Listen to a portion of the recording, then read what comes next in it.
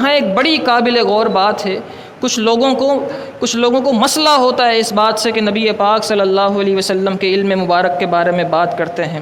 حجۃ الوداع کے موقع پر نبی پاک صلی اللہ علیہ وسلم نے اپنے علم کا اس قدر شاندار انداز سے اظہار فرمایا، یہ حدیث بیان ہی نہیں کی جاتی۔ اگر یہ حدیث بیان کی جانے لگے تو نہ جانے کتنے لوگوں کے عقیدے درست ہو جائیں۔ حجۃ الوداع کے موقع پر جب حضور نبی پاک صلی اللہ علیہ وسلم نے حج مکمل فرما لیا، مسلم شریف کی روایت ہے، تمام مناسک ادا ہو گئے، اب کنکر مارنے کا وقت تھا۔ نبی پاک صلی اللہ علیہ وسلم رمی کے لیے تشریف لے گئے۔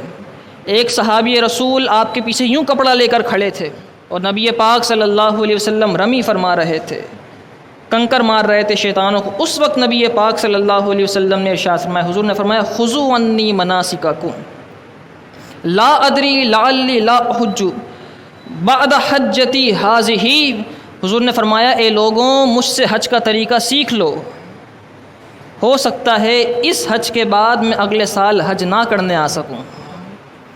نبی پاک صلی اللہ علیہ وسلم یہ بیان فرما رہے تھے کہ تمہاری عقل ہے، تمہارا دماغ ہے کہ تم ہمارے علم کے بارے میں بات کرتے ہو، لیکن حقیقت یہ ہے کہ ہمیں سب معلوم ہے، ہمیں یہ بھی پتہ ہے کہ اگلے سال کون حج کرنے کے لیے آئے گا۔